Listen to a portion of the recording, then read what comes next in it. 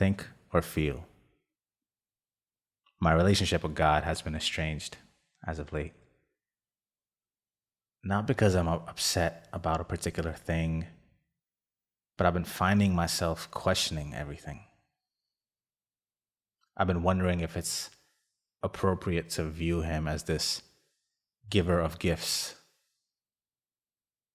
If I've been putting too much pressure on him to deliver miracles that I'm in need of. If it's something I should even expect from him. Because then I go seek the miracles.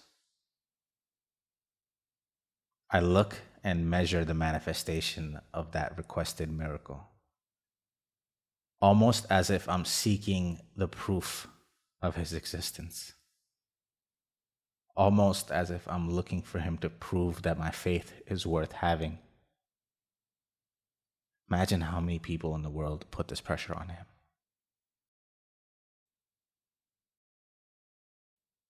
I've been questioning and trying to define all sorts of things about him. If it's a him in the first place, if he's the man in the clouds granting people's wishes and making situations happen that connect to other situations and make each situation have some sort of internal meaning. You know, the everything happens for a reason thought. Lately, I'm not so sure of this. Questioning if my understanding of him is limited by my programmed imagination. Some sort of social and conditioning from my upbringing that tries to put God in a comfortable box that I can envision and comprehend. Something that I can wrap my brain around in some tangible, accessible, callable way that forms and gives shape to my relationship with him. A lot of these things I've taken for granted in the past. Things I haven't questioned in a long time. And I'm finding myself revisiting and looking to redefine a lot of what it all means. Is the universe really something you can express your desire to and it reverberates back your true intention? Is there really a thing as law of attraction, or is it all just woo-woo? Lately, all the firmness of my belief that I used to stand on is shaking. Now, I will admit, I've been asking for a lot lately. And possibly not following it up with the doing required to make it happen. So naturally, my questioning of these metaphysical things is exasperated by my lack of my own doing. God only helps those who help themselves, right? And lately, I can't point to a lot of me helping myself, which could be adding to the source of my discontentment and contention with this man above. I'm almost asking him to grant me things that are in my control, which in writing this and in the past couple weeks battling with this, I have tried to soften. And I've started instead to ask for things and ask him to mind more of things that are out of my control and less for things that are in my control that I can help myself with. And trying to reclaim the control of the ones that are in my hands. Side note, this relationship with control is something I need to explore more, something that we'll have to revisit together. Regardless of all of this, I've kept the conversation going. I address him in my daily writings and even in his now questioned, formless, shapeless, and everything under question form. I still ask for his forgiveness. Maybe from that programmed part of me that hopes for mercy on some level for the questioning. But nonetheless, I am trying to soften my gaze and the pressure that I've been putting on our relationship. Maybe I've been asking for too much. Who am I even to ask for him to prove his existence to me? So what is the root of this shaken faith? What have I realized? That during these times of turbulence, when the requests for his grace increase, you have to walk even more by faith and even less through understanding. I've been doing the exact opposite. I've been trying to psychoanalyze God and trying to come up with a conscious comprehension model for my relationship with Him. Part of me thought it's appropriate to do so, to rethink and revisit meaning that I may have assigned to our communication that is no longer serving me. As a general principle, you should revisit and upgrade meanings from the past to ensure that they still serve you today. But it's taken me down a deep, dark hole where I feel even more disconnected and distanced from my relationship with Him, instead of accomplishing the goal of the opposite, the renewed strength and kindling that I was hoping to get to. The intent of getting a firmer grip on the foundation of my faith has been backfiring and causing me to have a parallel thought pattern in which I've been doubting all faith-based thoughts and comments. Almost as this metacognitive part of me takes over and immediately turns down any consideration and credit given to the grand scheme of our life. It's borderline nihilistic. This nihilism, or the tossing away of inherent meaning and not believing everything serves a purpose, lives in the darkest part of this hole that I talked about, where the light of God and all the optimism and enthusiasm that comes with it does not reach. You see, there is a place and time for your brain to think, and a place and time for your heart to feel. And things like faith, belief, matters of the universe, attraction, and such, these are not meant to be comprehended. These are meant to be felt. They're meant to be sensed. Words fail in their attempt to define what is undefinable. How can you attempt to define what is God? You would probably have an easier time trying to understand what is He not. And that's probably a much shorter list. And even still, not many things come to mind. Again, there is a place for feeling, and where there is a place for feeling, thinking will not do the job, and vice versa.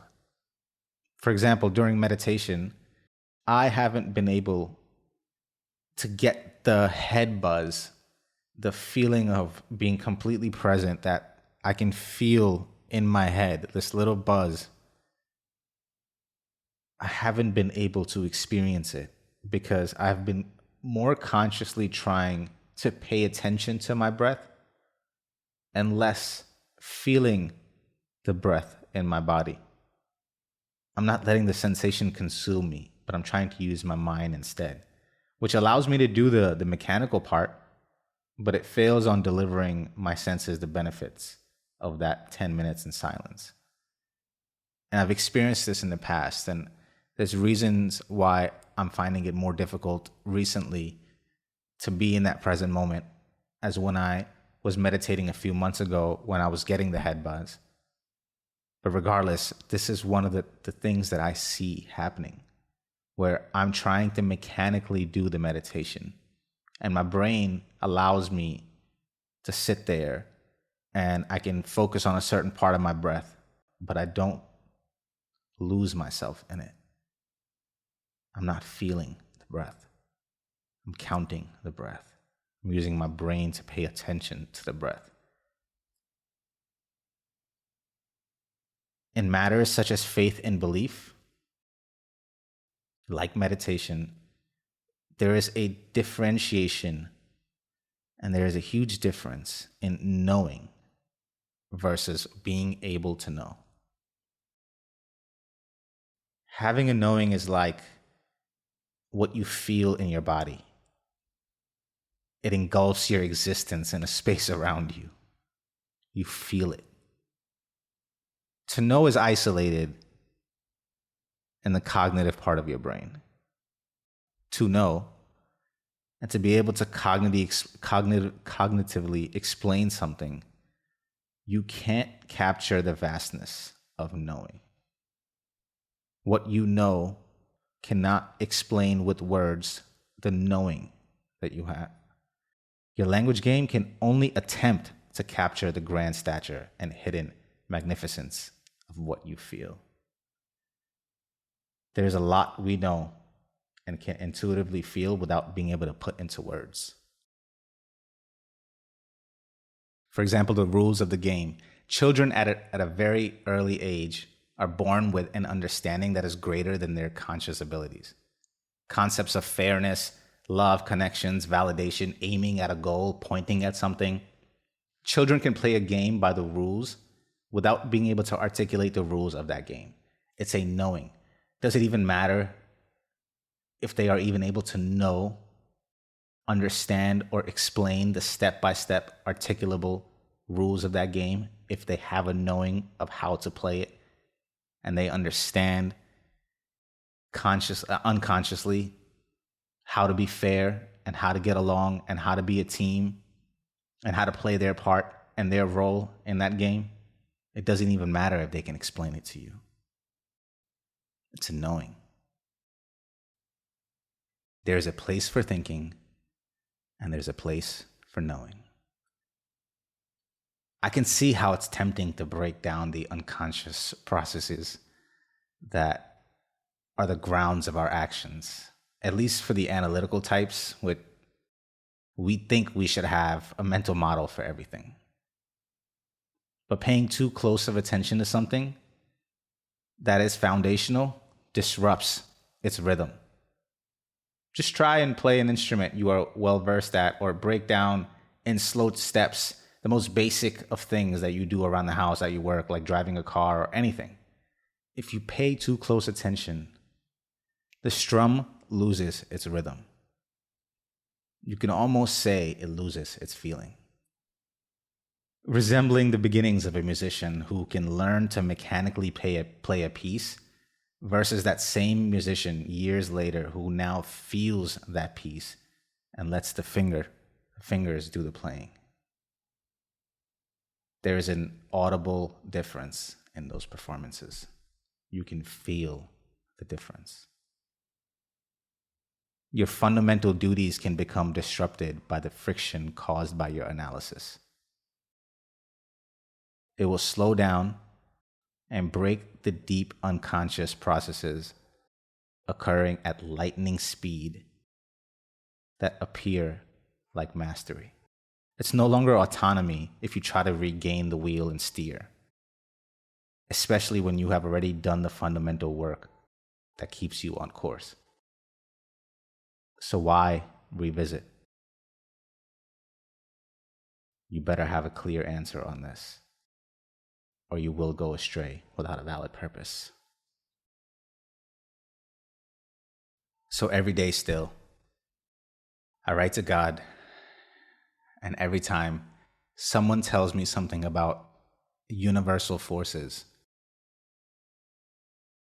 the analytical part of me is still tempted to ask, how can you be so sure? How can you say that so effortlessly and believe it so firmly? I recognize the beauty in their knowing and judge the lack of my own. And I recognize and realize that it is the very thing that I need to apply. That I also need to silence the questioning mind, the shifting mind, the confusing mind, the transient, unrelenting, ruthless mind. To stop thinking, to stop sinking, and just have a knowing. That thinking has no place here. And the place it will take me when it shows up uninvited to a party that's not meant for it is dark and temporary and turbulent like itself. It does no good to listen to something that is temporary and use its measure to size up the permanent, the ever-present. The temporary stands for very little. It will remain standing for very little. You are not the casted doubt of your mind in those passing moments. The things it casts doubt on do not diminish in their breath. You are what remains throughout, what can see them come and go. You are the you that must negotiate between the two. You are the you deep inside that resonates with this. The one that has no questions for its validity. Think or feel. Choose wisely. There is a place for both. Better yet, there is a better place for the integration of both. We've been given a heart and a head for a reason. It's a symbiotic dance. They work in tandem. Just remember to let the right one lead at the right time, even by just one step to guide the other. That one step of guidance unblocks the beauty of the dance, the rhythm, the effortless flow. Love you, my friends. May your head and your heart work in concert to give you the life you deserve.